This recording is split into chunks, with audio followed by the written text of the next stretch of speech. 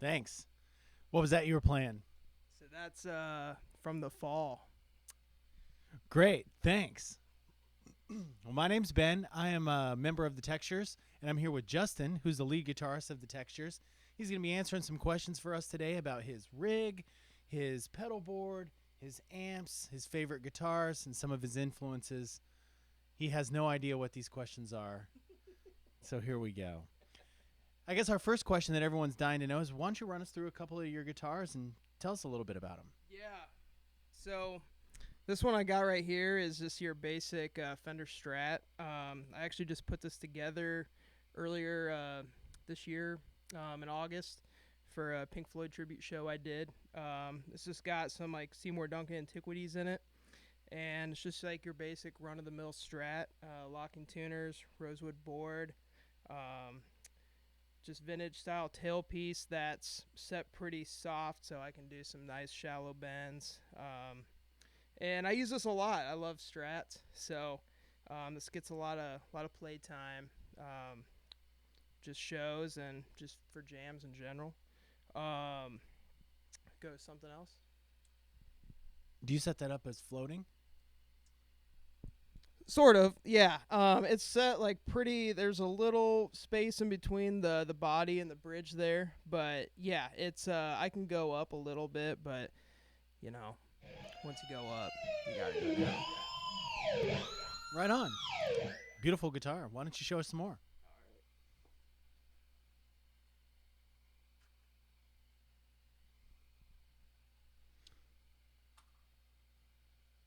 So what do we have here? So this is a 1998 PRS CE 22, and if you didn't know, the 22 stands for 22 frets. I got this through a really wild deal that I won't go into on this, but chances are, if you know me, you've heard the story before. The pickups in here are Lawler Imperials, which I really wanted because one of my favorite guitar players, Jimmy Herring, has those in his PRS. They're like a vintage style PAF sounding pickup. And then, of course, I got the Jake blade on the bridge there. Ben as well has one of those, made famous by Jake Singer from Humphreys McGee. They are made in Indiana. Shout out. So, and then otherwise, yeah, set up pretty basic, just one volume, one tone. Rosewood board, bolt on neck. See the Textures sticker there. Represent. So, and then the strap, yeah, it's a Franklin strap. I really like. They're I think they're made in Nashville, Tennessee. So, I have those on a few of my guitars. And this one has seen a lot of recording time, not only Textures, but other projects I've been in, and just a really good sounding humbucker guitar. And talk a little bit about the Jake blade. How do you use it? What does it do? Why is it different than a whammy bar? So the Jake blade was really nice. Is the polish is that's my favorite part is the polish. It's really soft on the palm, but it's not like a whammy bar. It's more I would compare it to like a Bigsby style tremolo. It's really nice just for some really shallow like maybe half step dives, and just for chord voicings. It's really nice as well. Yeah, I mean, you probably could say more about it than I can. Maybe I will. But yeah, I like it because of the really small flutter you can get on a chord. Yeah. Okay. Definitely. Beautiful. What else you got? So next one is one that I acquired this year. This is a Fender Jazzmaster. It's a classic player of the classic player series, and it is bone stock, which is very rare in my book because everything I get, I usually mod right away. And this thing sounds really good. Just used it on some recording here at the beginning of the month, and don't really have much else to say about it. Solid guitar. The vibrato system on there is great. Doesn't go out of tune. Yeah, love the body shape. The offset style is grown to be very appealing. So, Okay. You got another one there for us? Oh, yeah. So this guy is one that I acquired from my good buddy, another local musician here in the QC. This is a Westberry, basically an ES335 copy. It's got some early prototype DiMarzios in it. I'm not sure if they're a prototype of PAFs or super distortions, but this thing is just about fully hollow, I believe, and it sounds killer. Anytime this thing gets in my hands, I just cannot get enough of it. Super comfortable guitar, and it's got a coil tap on it there, but I never use it, so no need for it in my book. But yeah, great sounding fiddle. Any others? Well, I might as well just give you a little taste test. Yeah, let's hear it. Let me make a switcheroo here.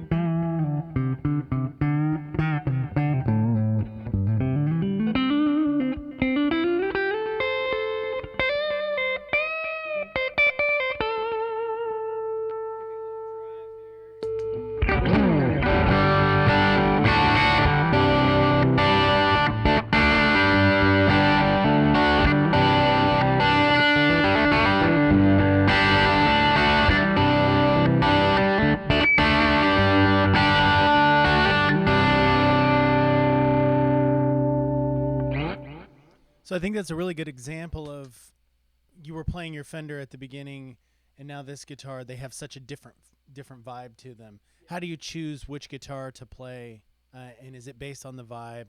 Is it based on the look? What's going through your head when you're trying to choose a guitar?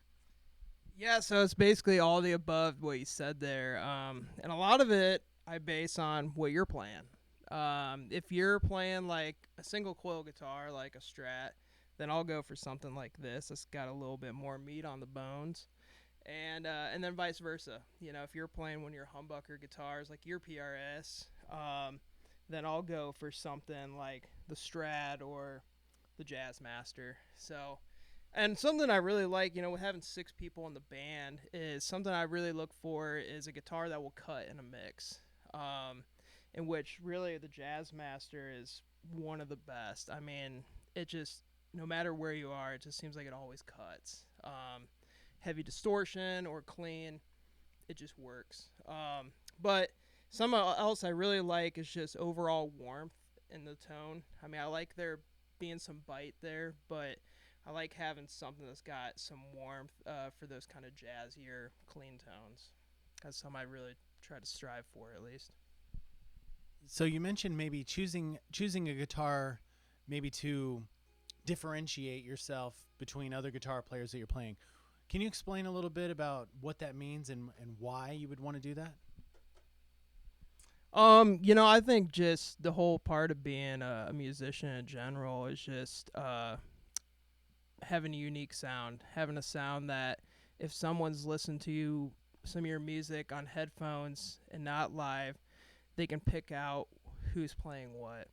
And, you know, and this, you know, it's just creating your own voice with the instrument, I guess. And that's just something I've always tried to do tone-wise, and just finding the right combination of guitar, pedals, and amp.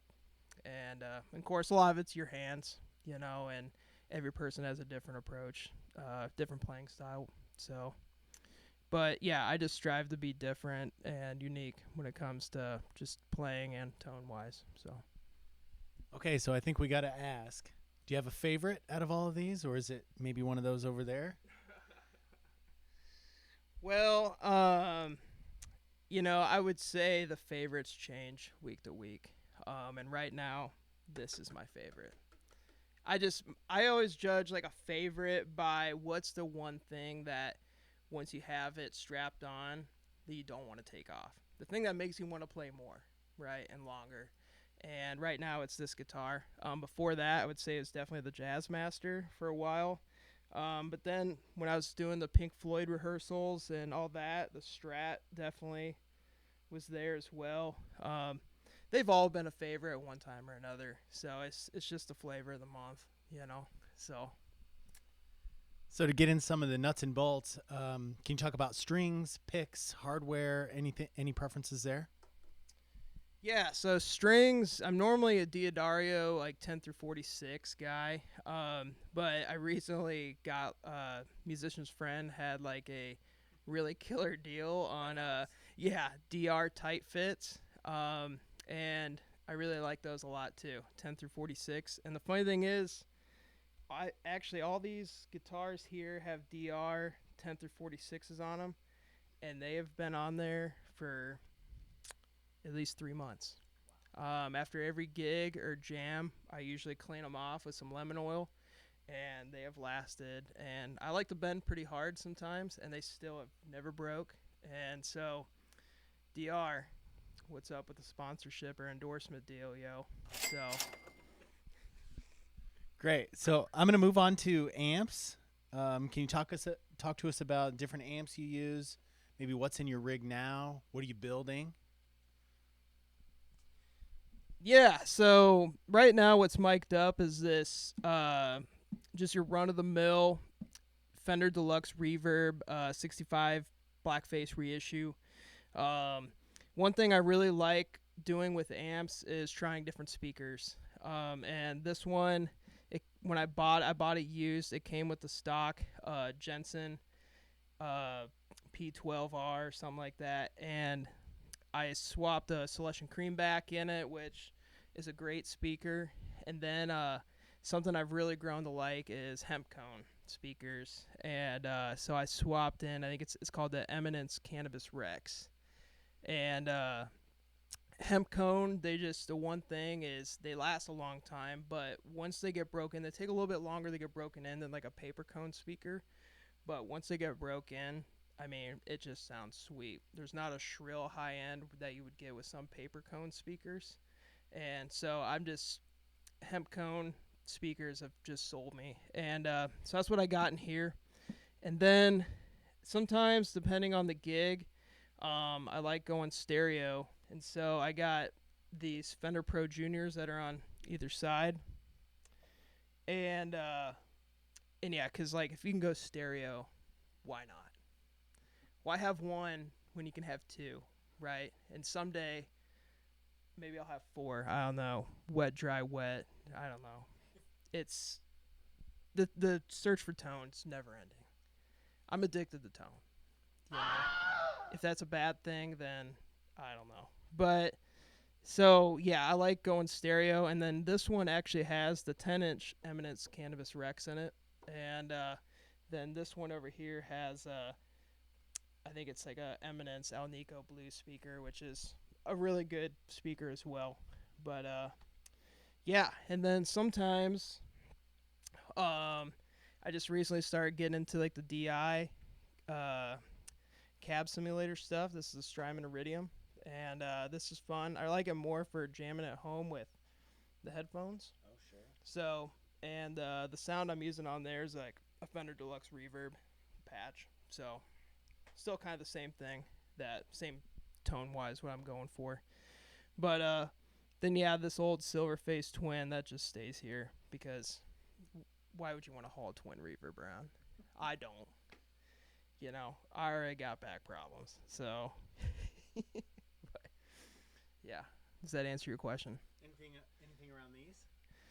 Yeah, I mean, I wasn't going to bring it up because you're not supposed to give away your secrets, but these are actually the secret to the tone right here. These honey tones in stereo. You know, I don't know what else you can say about them. I mean, just look at them. Actually, don't look at them. Just turn them around because I don't want anyone else knowing that's where my tone comes from. But so there you have it. You want to talk a little bit about the settings you use on your amp? Yeah, so I mean, one thing I've done.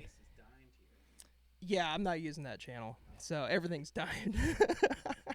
um, so one thing I've done pretty consistently is I like keeping my treble up about 6, depending on the amp. Some of them, like the Tone Master I used to use over here, I think I got up around 6 or 7 as well. And then I run the bass just a little bit below that, kind of in that 5, maybe 4.5 range. And then, yeah, that's what I like about using this channel, and the same thing on these Pro Juniors. It's just 2 knobs. I mean, it's kind of hard to screw up, you just turn it up until it sounds good.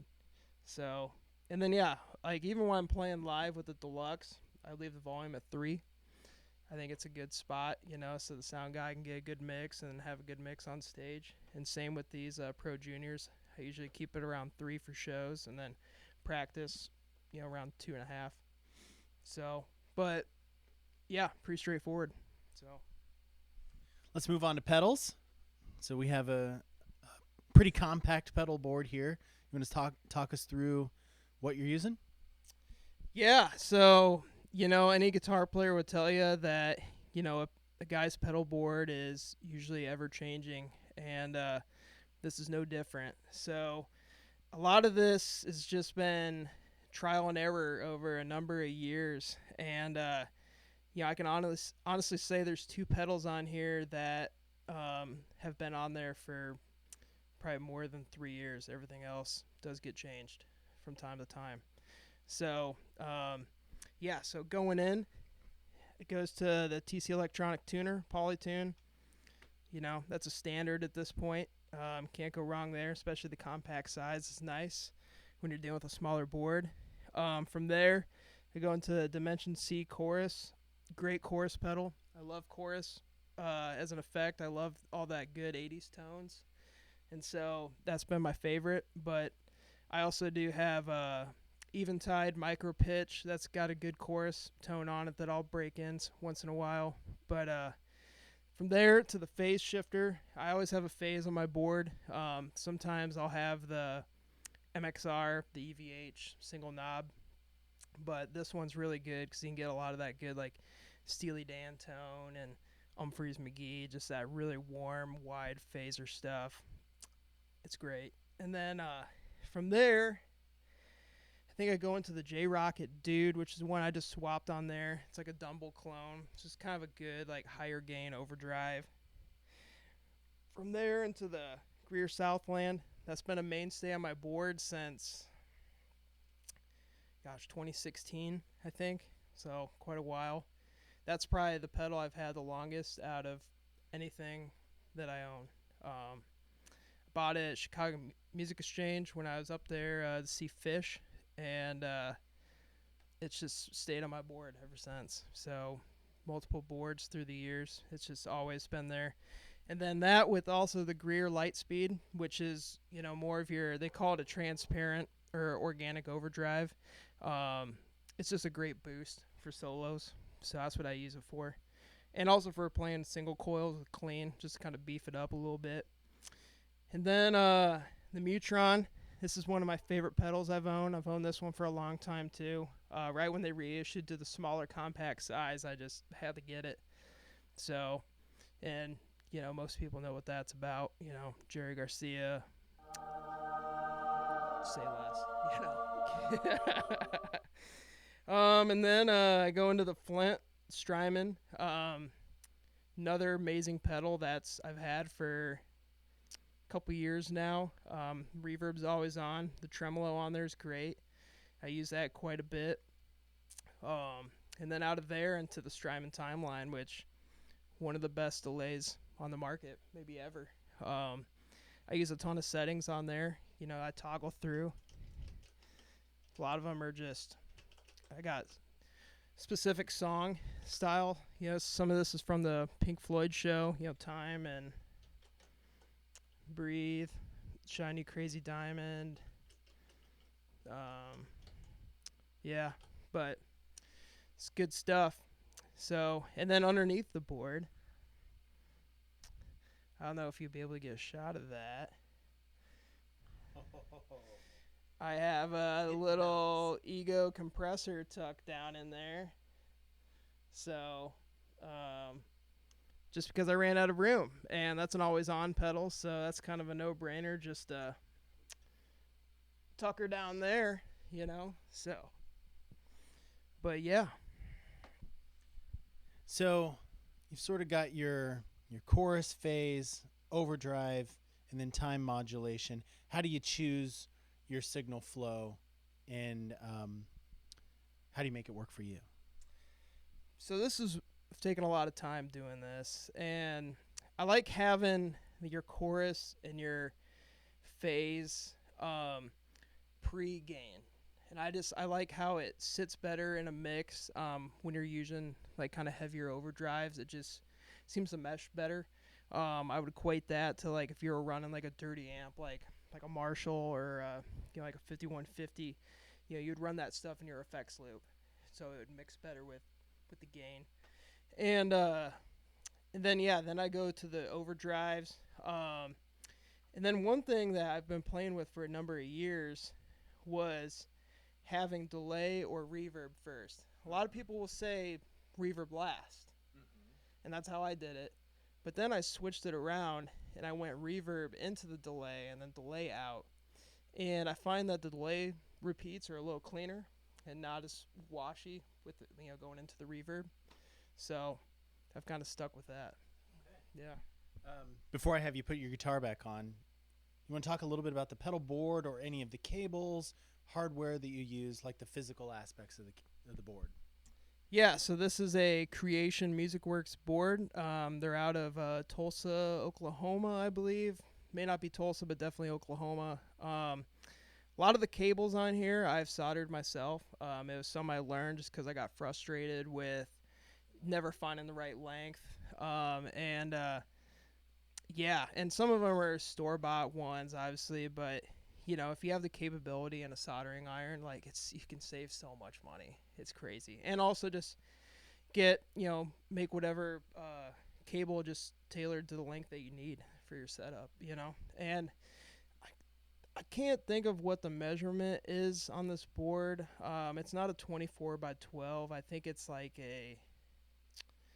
maybe 15 or 17 by 12. It's something a little smaller. It's like one of the smallest boards that you can get with having two rows. So width-wise. What brand is that board? Creation Music Works. Yep. And I've bought boards from them before. I got a flat board like over there that I love the flat board stuff, but I've grown to really like having the arched board. It just makes for a cleaner look. You can store all your power underneath there, which everything's powered by Strymon Zuma. So Strymons, you can't go wrong. I mean, what can you say that hasn't already been said about Strymon? I have almost all their pedals. Yeah. So, just a couple more questions about your gear.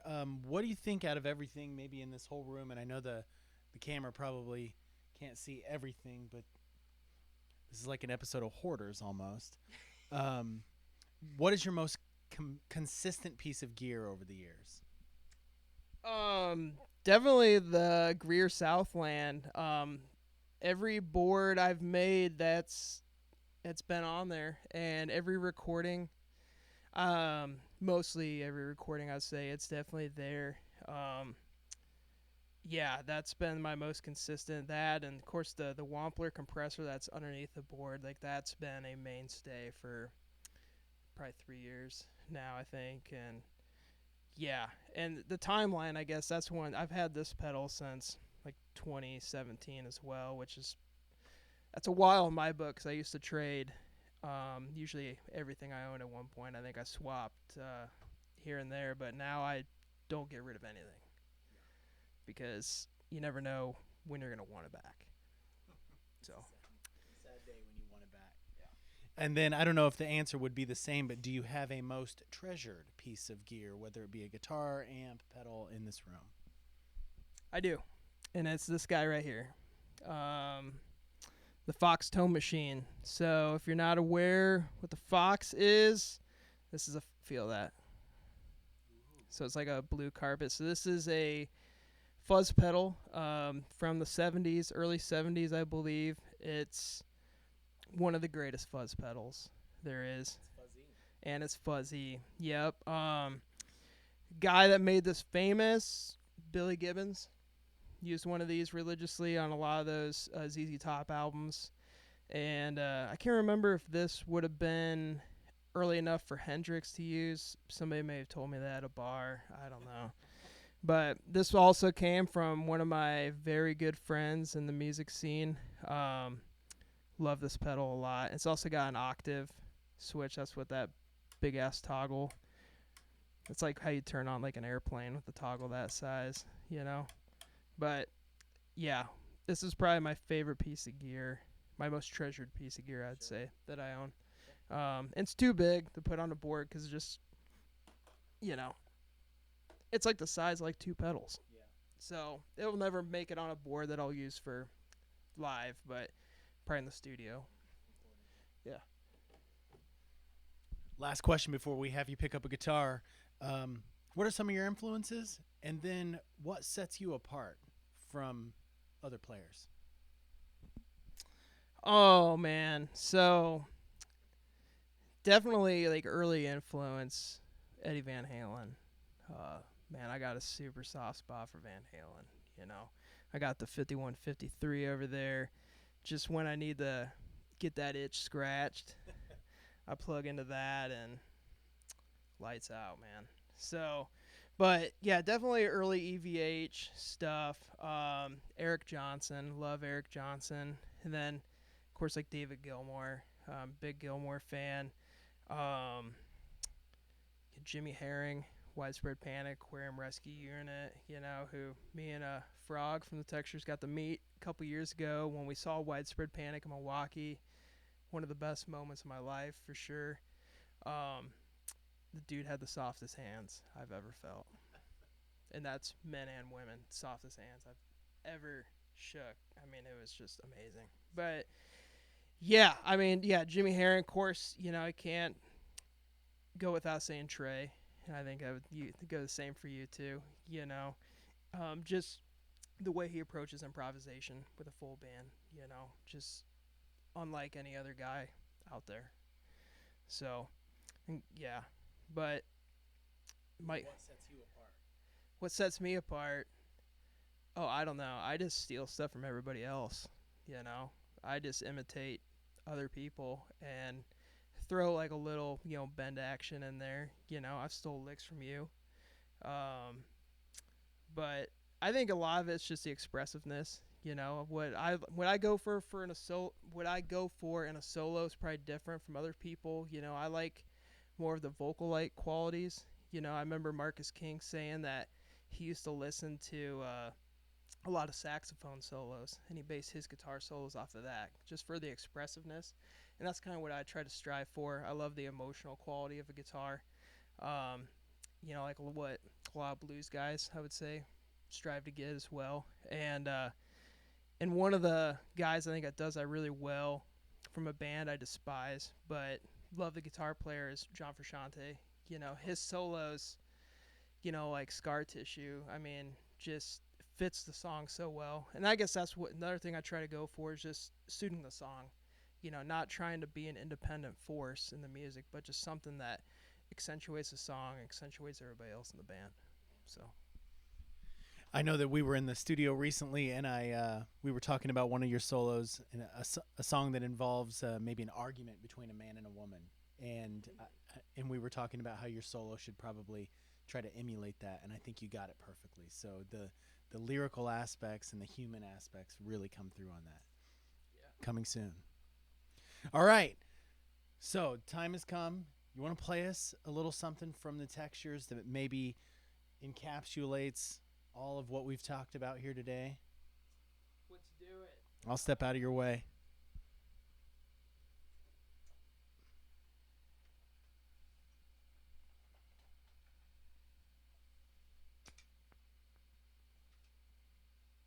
He's going to play two guitars at once, ladies and gentlemen.